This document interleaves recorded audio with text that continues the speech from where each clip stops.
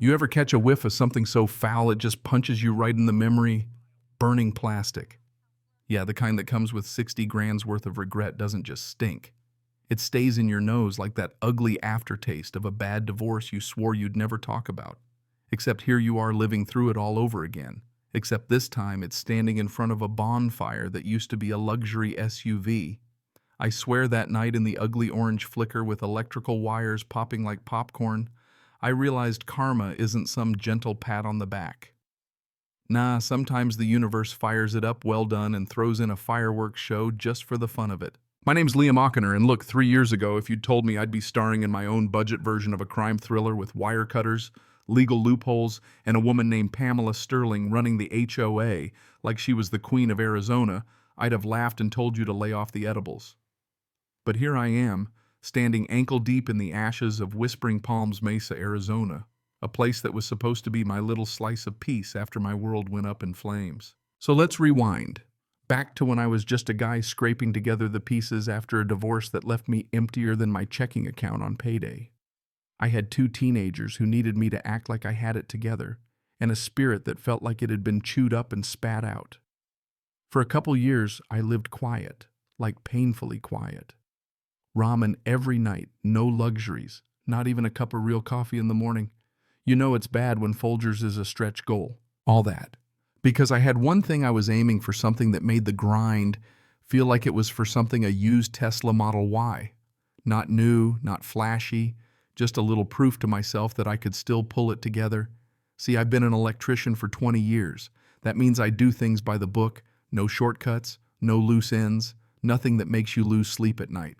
So when the day finally came and I rolled that car into my driveway, I treated the installation of my level 2 charger like I was wiring up an ICU. Every permit, every calculation I double-checked. There's something weirdly satisfying about conduit snapping into place. Kind of like for a second life itself, lines up and you get to breathe free air again. That was me, free from gas stations, free from the past. And then, click, click, click, Pamela Sterling in heels that cost more than my monthly grocery budget comes strutting down my driveway. She'd just taken over as HOA president, mostly because no one else wanted to deal with that mess. Picture a real estate agent with a megawatt smile and the personality of a high-voltage line-sharp artificial and liable to fry you if you got too close. She gives my new charger the kind of look a coyote gives a wounded rabbit. So great to see green energy in the neighborhood, Liam. She purrs. My name leans on my car like she owns it and starts in with all this community talk. Translation, she wanted to charge up her Audi Q5 hybrid on my dime whenever she felt like it. For free. Not even a 6-pack as a thank you. So I lay it out straight politely at first. This isn't a public utility. I can't just have people rolling up at all hours. Suddenly her smile does this thing where it just disappears. Like a light switch. And right then I knew this wasn't over. I'd just made myself a target for the pettiest, most powerful person in the neighborhood. She pivots from friendly to all business, starts spouting off about aesthetic violations and architectural review, her voice dripping with a kind of legal threat. And I just stand there with that metallic taste in my mouth you get right before a fight you can't win. I thought maybe she'd let it go. Boy, was I naive. A week later, boom, official letter in my mailbox. HOA letterhead. Heavy and official, accusing my charger of being an eyesore, demanding a $200 retroactive approval fee, threatening daily fines that would have wiped me out in a month. You ever feel the ground move under your feet like someone's yanked the rug and you're just waiting to hit your head? That was me. So I do what anyone with a lick of sense would do. I call the management company, no record of any complaint. City Hall. My permits are perfect. Finally, I call Gavin, old friend, lawyer, professional bully buster. He tells me to check the law, and sure enough, Arizona has rules. HOA can't block EV chargers. Pam either didn't know or didn't care.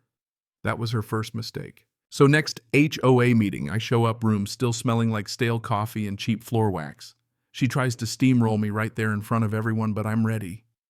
I stand up, read the law word for word, watch her face cycle from pink to red to purple, pull out my permits like they're winning lottery tickets. Her power just evaporates. Pam does what any narcissist does when cornered. She throws a fit. Claims I'm hostile, storms out her heels pounding like gunshots. Arthur Higgins, sweet old guy from 2 houses down, just shakes his head and mutters that Pam's been off since her own divorce. Maybe her real estate gig's going south and she needs somewhere to feel big.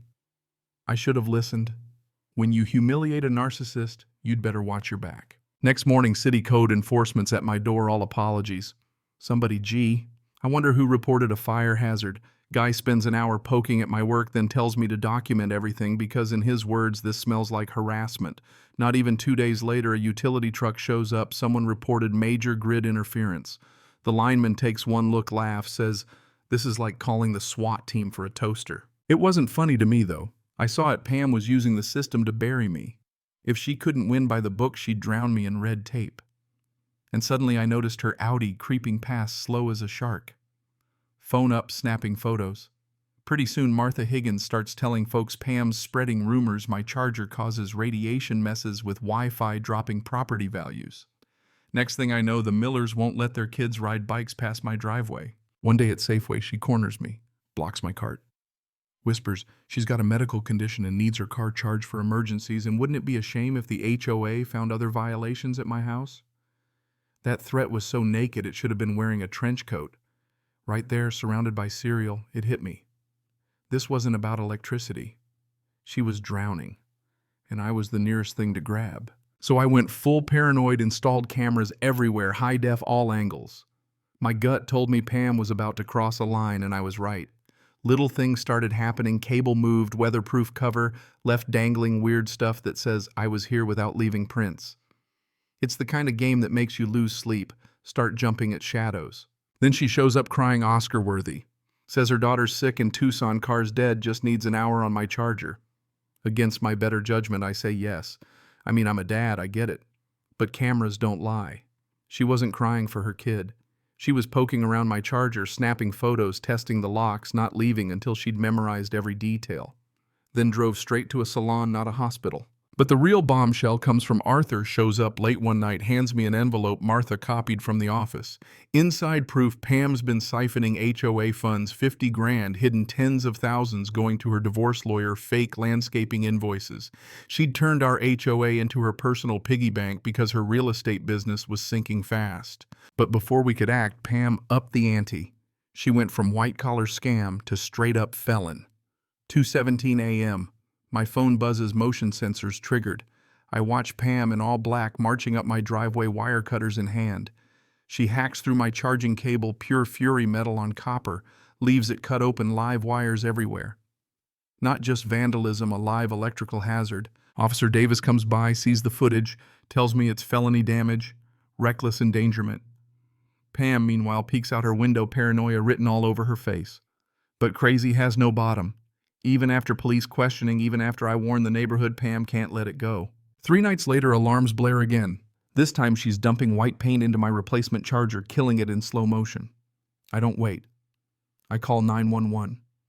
Davis catches her right there, white paint on her fancy yoga pants, babbling nonsense as she's cuffed and led away. She looked less like a queen, more like a dethroned dictator. Still, I knew it wasn't over. Narcissists don't quit. They escalate until they self-destruct. The next HOA meeting was packed, 47 homeowners crammed in anger, buzzing like a power line. Arthur helps me put together the evidence, a full autopsy of Pam's mess. Charts, receipts, security footage, her whole reign blown wide open. Pam out on bail storms in wild hair, shouting conspiracies, calling me the criminal. Officer Davis is there ready. Pam bolts, runs out, everyone chasing. She makes a beeline for my car, screaming she'll prove my charger is a danger.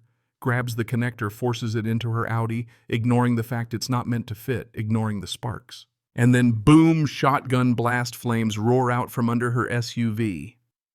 Paint fumes ignite and 60 grand's worth of status symbol becomes a bonfire, the whole crowd watching.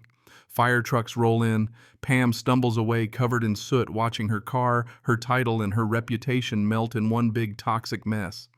It was honestly the most poetic thing I've ever witnessed. Karma showed up early, and it didn't bother knocking. In the aftermath, justice moved fast. Pam pled guilty, paid 10 grand in restitution, permanent restraining order, lost her license, lost her home. Ended up renting a crummy apartment where the only power she had was the kind you pay the electric company for if you can scrape together the bill. Arthur got elected HOA president unanimously. We used the recovered money for solar panels, made Whispering Palms a place people actually wanted to live. Property values shot up not because of tight rules, but because we all learned how to stick up for each other. The only thing left toxic was the memory of the woman who tried to steal our power and burned herself instead. Makes you think, doesn't it? We trust these little HO as to keep order. But when does order become tyranny?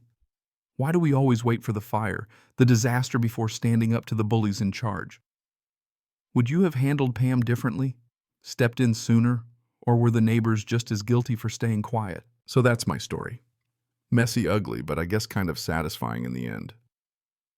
What would you have done in my shoes? Drop your thoughts below or share your own HOA horror story. I'd love to know I'm not alone in this madness. And hey, if you got a kick out of this, go ahead, like, share, subscribe. See you next time, hopefully with less fire. Cảm ơn các bạn đã xem video.